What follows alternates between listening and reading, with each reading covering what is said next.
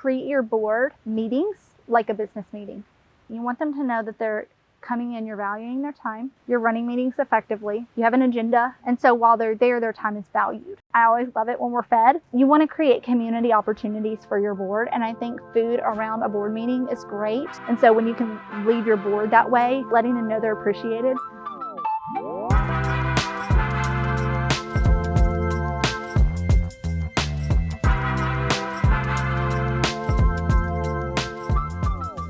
Hey y'all, I'm so glad we're together. Today, we are going to ask Sydney Ball of Ballpoint Business Solutions about her journey as a board member. She is one of the leaders in Nashville, Tennessee for all things nonprofit, social impact, and doing good.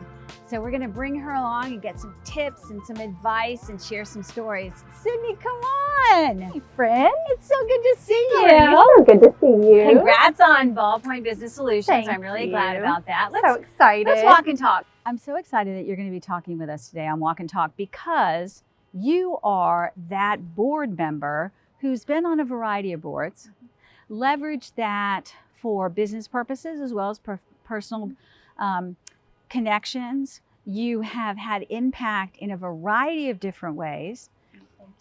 Well, I mean, it's true. Come on, we could talk about all the awards, but then we run out of time. So I'm very honored to have you. It's going to be really fun to chat with you. So this one is singular in that we're going to talk about stories that you can share about board work. Okay. Tips that you can give to a variety of folks. I've got some questions lined up. And then maybe even some wisdom to share on how to find your fit, right? So we'll just get started. Dive in. It'll be like our phone calls in person. I know, that's right. Here we go. Here we go.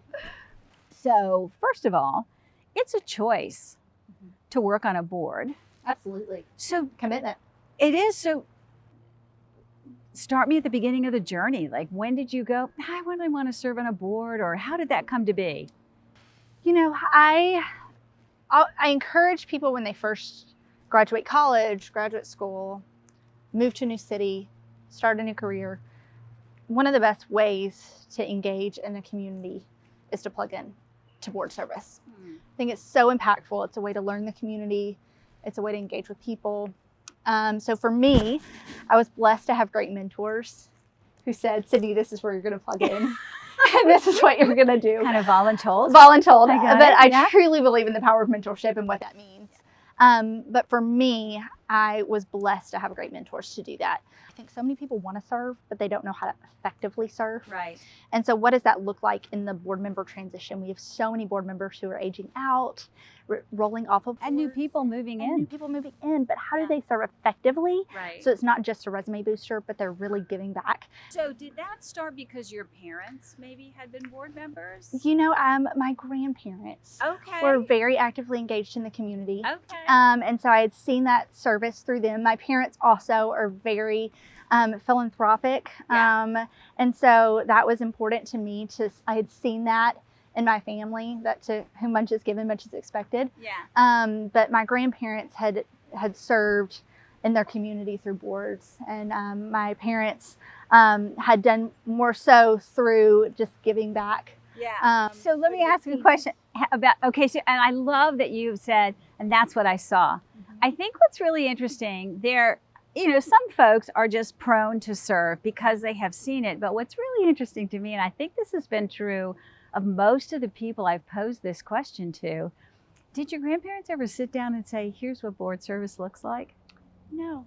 No, but there's an assumption, right, of Model. osmosis or something, right, Yeah. that it's gonna happen.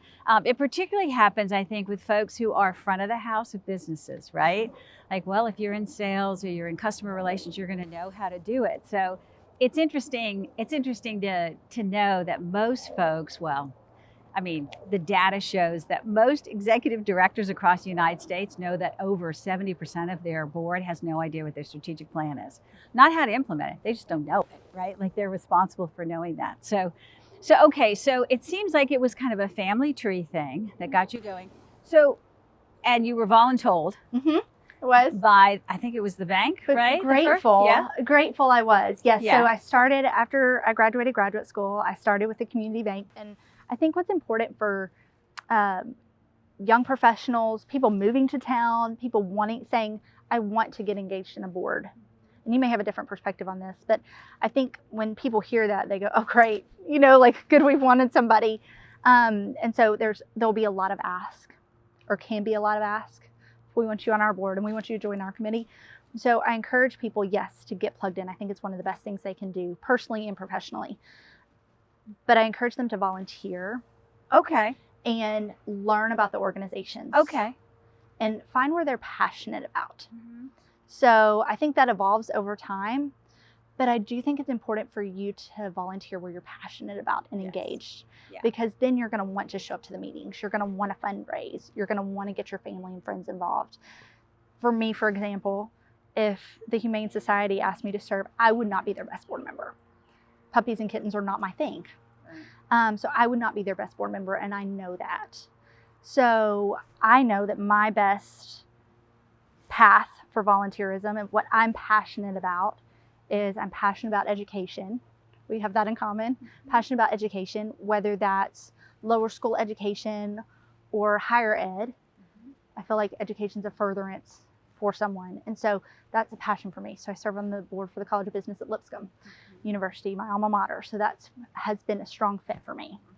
I'm passionate about healthcare. My whole family's in healthcare. When I told them I was going to business school, they're like, what's that? We don't do that. We go to medical school. So for me, healthcare has been a great fit because my grandfather passed away from cancer. And so serving on the Kirkland Cancer Center board in our local hospital where my grandfather was treated has been a perfect heartbeat commitment for me. Because of him and that connection. I previously served with Vanderbilt Ingram Cancer Center here in Nashville. And so that's been a great fit because it was a passion tie for me and I have a story to tell associated with that. I serve with Rocketown, which is a youth center for youth in the Nashville community and a place for them to go after school to have meals, but also fun activities like a music center, a skate park, and a youth initiative that I'm a strong Christian, and so that faith-based aspect of that was important. I don't have children, but that was important for me to have a way to give back to kids. So I think finding your niche through volunteering first and getting connected within the community through either a committee or engaging in their events and just learning more about an organization is really helpful, and then diving into your board service. Because once you become involved as a board member, you really are responsible for the activities of that organization. You have oversight, you have governance, you have so many things that are attached to being a board member, especially if it's a governing board, that really do have a weight of responsibility. And so I think that decision does need to be made intentionally. Yeah, I can see where the web of interest kind of all ties together. And then I can also see where the professional pieces also work into the board. So, and you talked about finding out about the organization beforehand. I think that sometimes when there's recruitment, it's, we have an empty seat. Yes. And I know a friend of a friend of a friend who I think, right? Would be a good fit. Right. So talk to me about how you, as a board member, have taken on the responsibility of recruitment. Wow, that's a good question. I think sometimes, to your point, I think there's an open seat. So I think there's, hey, we need an accountant. And that's important. So where's an accountant? Who knows an accountant? And so you go recruit for an accountant. And so I do think that's a lot of the times what it is. I'm a firm believer in not having a homogeneous board. I think that's really important. I think you don't want a board made up of all of the same age segment. I think you don't want everybody made up from the same, you don't want all accountants, you don't want all bankers, you don't want all attorneys. Right. I think it's really important that you do have a mixed group of skill sets, because a board leading to a nonprofit is a business that serves the community. And so it needs to therefore operate as such. And so in that, you need a board that's made up of diverse skills. I think that also is important for fundraising. You want to be able to pull from different segments of social groups, corporate groups, friend groups, I think that's really important. Some people bring different things to the table in board members. Yeah. Some are working board members. Right. They really love to dive in and really help the organization operationally, and that's their passion. Some board members are fundraising board members, and they want to go and ask their friends to get involved and plugged in, buy tables at events, and that's where they want to plug in. Yeah. Some people really want to engage with the mission. And that's so I think you have a variety of board members, and I think finding out when you have an open space on a board, I think finding out what skills gap you have a need for.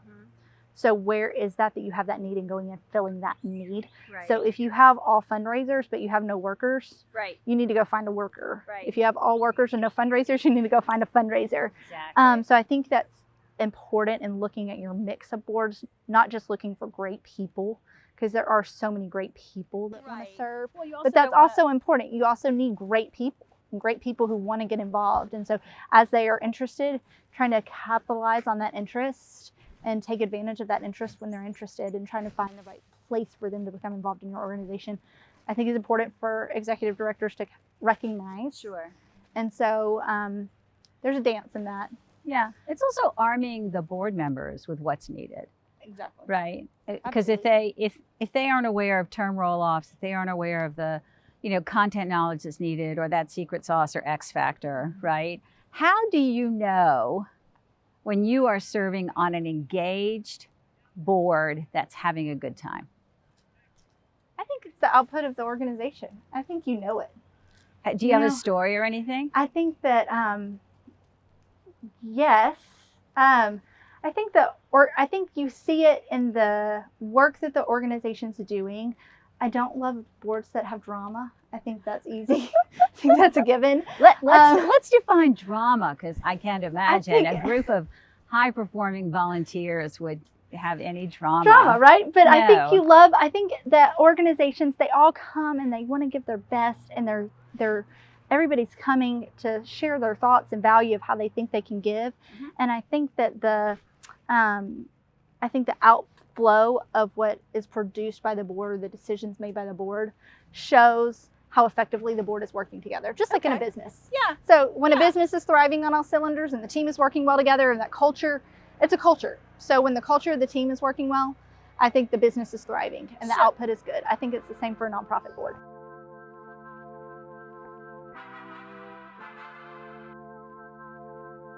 I love how you've set up this conversation with some really good grounding kind of 101s, right?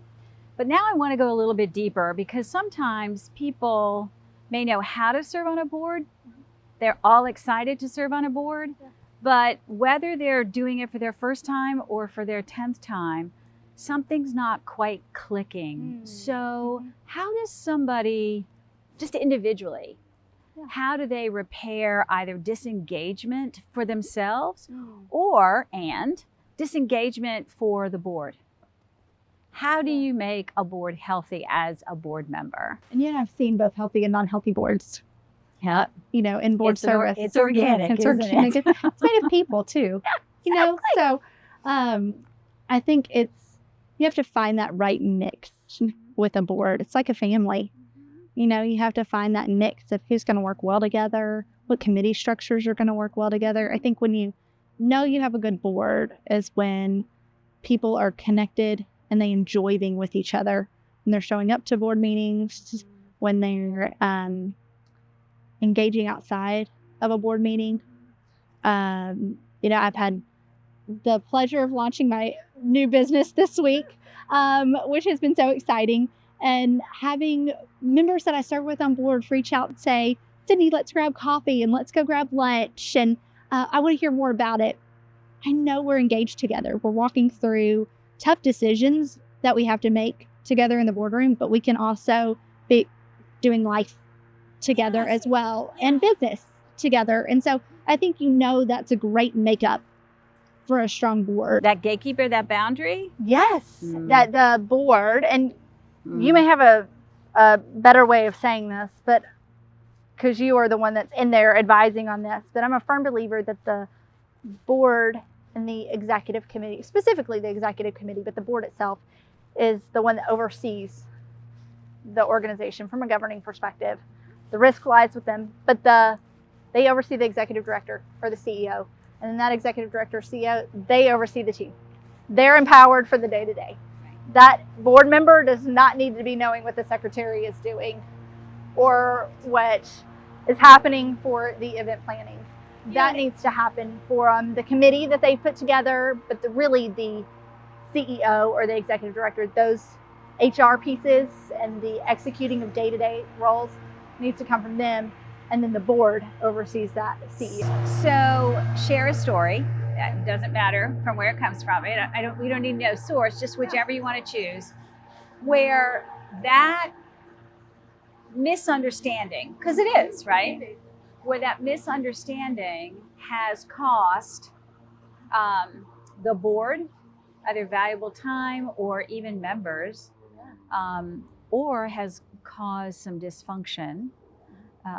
Because I think sometimes when we hear it more than just kind of in an archaic, well, that's not what you're supposed to do, like best practices say, it touches, and everyone hears that, but sometimes really hearing someone say, I served on this board and this is what happened, here's how we remediated it, but here were the unintended consequences. Do you have any stories like that?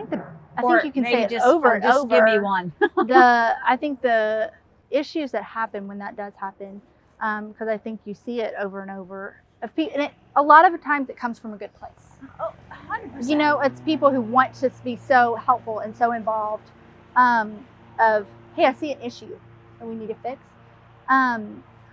What it does is it makes the reporting structure upside down to where people think that, oh, I can just go to the board, or, oh, it puts the CEO and executive director out of their position of authority. And so I think it just creates misalignment. And what you have is you have board members who are utilizing their volunteer time, because it is volunteer. They're using that ineffectively to where it could be used for furthering the mission of the organization and not for, doesn't need to be plugging into operations. And so you're utilizing time not correctly. And I think also then you're not empowering the executive director and working with them well and supporting them. You're going behind their back, and then they don't feel like they have a board that's empowering them. And so I think there has to be this clear line of, if there are things that are going wrong, which there can be. And I've been on hello. And when you have a group of 10, 15, 20 people that are looking at your organization saying, okay, these are things that need to be adjusted, there are going to be things that need to be brought to the table. Those board members need to meet with that executive director or CEO and sit down with them and say, here's the things that we observe that need to be fixed. And we think you need to be empowered to go implement them and fix them. Yeah, I think, and make these changes. That's a good. Let's go down that line of thinking and in the conversation. So, well-meaning people, usually high performing for whatever reason, seeking to provide value add and get value add back. We've talked about that. Why is it that is not a insignificant amount of frustration for an executive director? The overreach, because for me, the stories that really are troublesome for me is when a board member will, good heart, that's fine, we can give that disclaimer, but a board member will go directly to staff, and then the staff doesn't, just as you said, doesn't know if the numbers that somebody's asking for, which may certainly be inappropriate to ask for, it's the board member, right? So how, in what ways internally can a board members, general membership, not even on the executive committee, how can they right that ship? What's a great way to help somebody who not necessarily new, but they may have been on a board where it was a lot of micromanaging, right? So how does somebody who's new on a board understand the culture of that board? What responsibility is it of current board members? I mean, you're going to have the chair do it, right? But how does the general membership help a new board member understand the culture So not best practice roles and responsibilities, but the culture. Oh, that's a good question.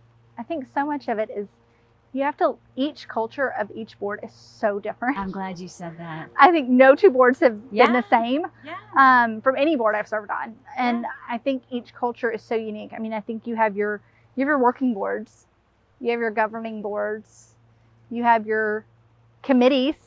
And you may have resuscitation boards, right? Like dissolution boards. You have so many things. You know, you have your ones who have the authority to make decisions and you're governing. You have your committee structures that have no governing authority but need to make some decisions.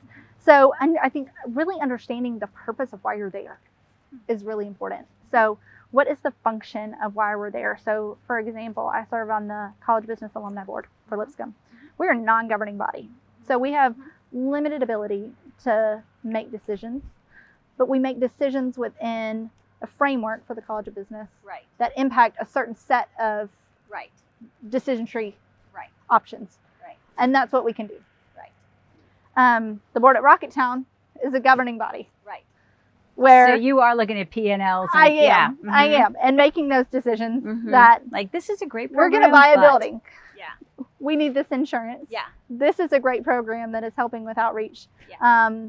This is something we need to do in opening a coffee shop, making those type of decisions.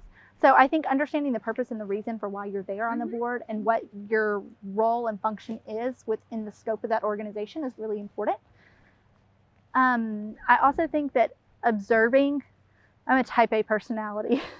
So I tend to go in with a lot of ideas and things we should do and brainstorm. And I also know a part of me, that's why I'm there on the board. So they bring me in that's a part of what I have to offer. But you do have to go in and observe what is this board wanting and needing. And certain boards, you need to come in and just observe for a season. And I think that that's important too, and learn the culture of the board and know when to speak up and when not to speak up, when to take things to the board chair on the side. Done that many a time, had a lunch and said, here's the things I think we need to go over and I think we need to review. And I think we need to take it to the board meeting and kind of have your own little meeting outside of a board meeting to address some issues that don't always have to be brought up in a big room. And I think learning, is that the appropriate culture for the board? Or is it something that we throw on the table and we all discuss it? And so I think you learn, depending on the room, how creative is the board? How open to change are they? Are they open to us throwing out and saying, hey, we need a young professionals board. Let's launch that. Just know, if you throw something out, you're probably the one taking it on. Exactly. Going back to voluntold, right? So that's a great idea, Sydney. What do you think it should look like?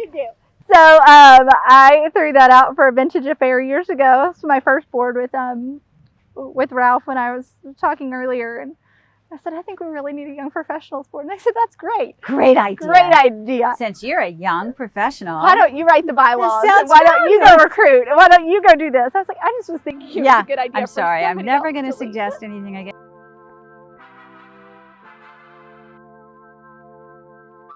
And talk to me about the board members.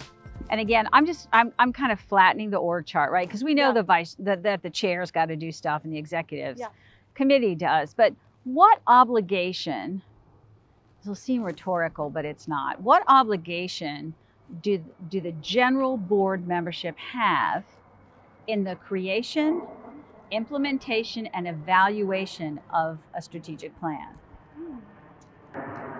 Again, I think it goes back to the purpose and function of why you're there. So, for example, I serve with the Kirkland Cancer Center. We are a divisional hospital of West Tennessee Healthcare, which is a large hospital. We don't set the strategy. They set the strategy, and we help to fundraise toward it and implement events and activities that would help to fundraise for the mission of the Kirkland Cancer Center. So we are there to support that, and we understand that for that advisory board. We are an advisory board in that capacity. That's why we're there, is to support the strategy that they've set. And the governing boards that I'm on, we are there as board members to help advise on that strategy. And so I think it really gets back to the purpose and function of what does that board look like. I've been on governing boards before where they will have put together an outline of a strategy more for approval.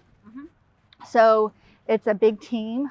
And I think the bigger the organization, the less, not always the less work that the board has to do, but often a sense, the less work the board has to do. I think that's true. So they'll have put together, they'll have done their work sessions, they'll have done all of those things with their constituents. Integration, all of those things within their the community that they serve, the team that they're working with. They'll put that together and they present it to the board for discussion.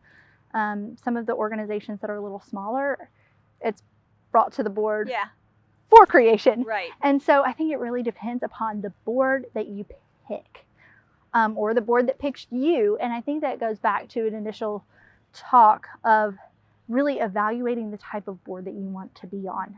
So what is it that you either, I think, one, you have a passion for, and I think you can evolve your board service over time.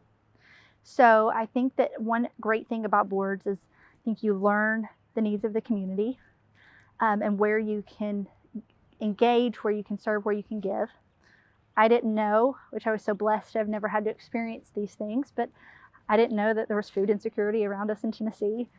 I didn't know there were human trafficking rings right around us every day. I didn't know there were children lacking educational services. So I'm grateful that I get to pour into those now because I did not have those needs growing up. And so it's been a learning experience for me. It's humbling, isn't it? It's so humbling. It really is. But you also get to choose the type of boards that you get to serve on and give with, whether it's a working board or an advisory board or governing board or committee. A lot of that's directed by, I think, the time that you have to give, the financial commitments that you're planning to make.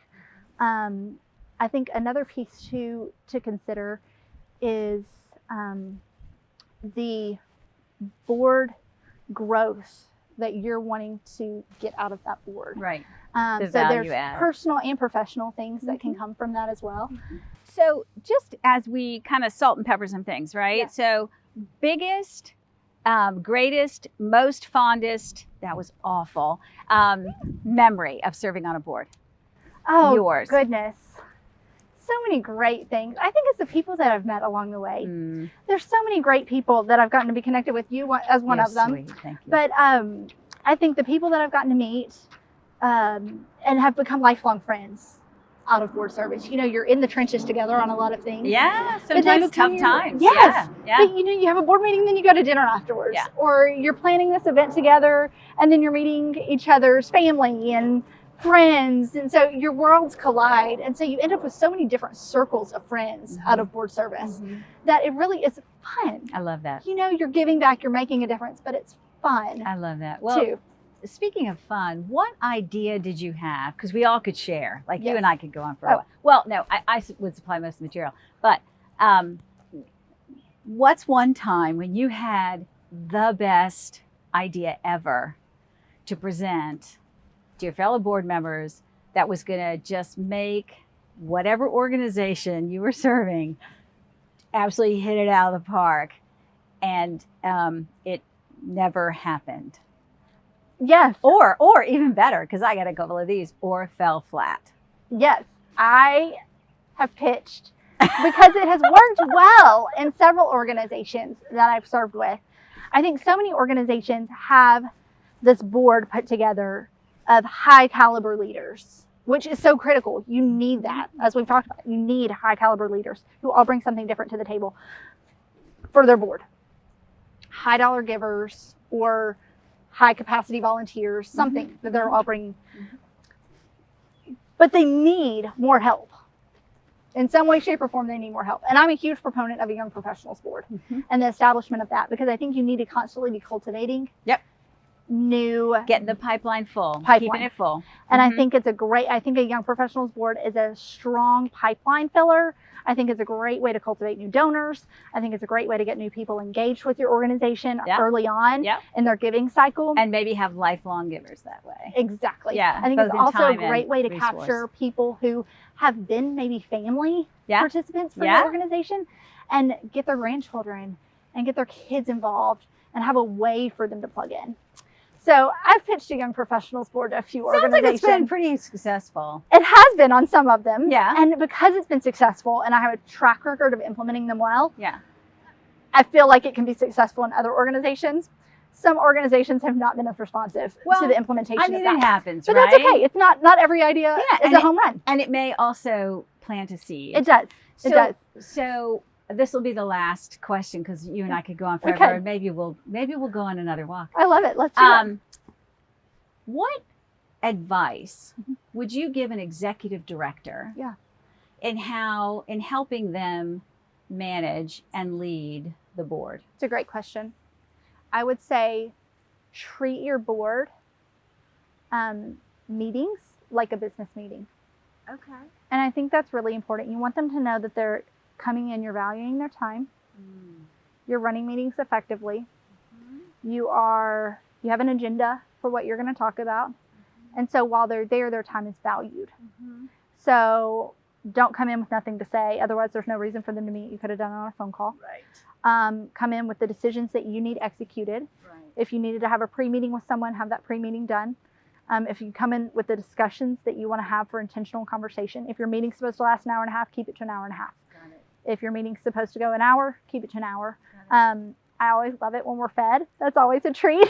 I think that makes for a great morning. Food always. Best practice. Food always. It's great because I think it creates conversation too. Sure. And it creates camaraderie. I think going back to that part of how do you know a board is working well, you want to create community opportunities for your board. And I think food around a board meeting is great. There is a cost to that. So I understand that for some organizations, but it creates, you get there a few minutes early, you grab your food in line, you talk, you stand there and eat a minute, or you sit there and eat a minute, but it creates a community conversation for you all versus just running in hot, sitting in your seat, having a discussion, and then bouncing out or leaving early to run to your next thing because we're all busy. We're all running to the next thing. And so food has you sit for a second and it causes you to sit a second.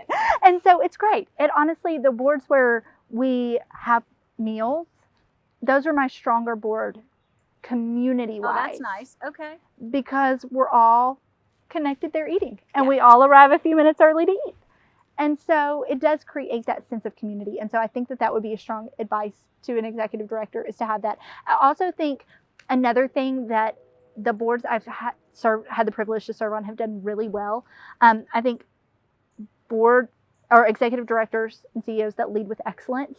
It's a big pet peeve of mine is you need to lead with the spirit of excellence. And so when you can lead your board that way, it's small things, but letting them know they're appreciated. So when they serve or when they give, write them a thank you note. Give them a gift at Christmas. You know, simple things. Like I will tell you the thing that touched me so much. It was so unexpected and so not necessary because just not necessary, but it was so thoughtful. My grandfather recently passed away. And my grandmother as well. So I've had a couple of things of loss in the last few months, and my uncle. And so we've just been hit all at one time. And the boards I have served on have been the first to send cards. I had a care package delivered from one of my boards that said, want you to know we're wrapping you with love, and sent a blanket and coffee and just like this big care package to me. And it was just so thoughtful. Another one sent a tear cloth and said, just know you need this right now, and a card. Like just really thoughtful things that just are above and beyond to let their board members know, hey, we're thinking about you. We know you give your time. We know you give your energy, but we just want you to know that we think about you too. And so I think those boards are the ones that cause you to go, thank you so much. I'll be there to volunteer at 10. Thank you. What else do you need from me? Because you want to give back. And you want to engage with the mission of what they're doing. Because they see you. Yeah, they do. And not that it's about you, because it's not about you. No. It's not about you. There wasn't an ounce of that in the recounting that story. Yeah, it's not about you, but it's about them. But that's, I think, how to make a strong board.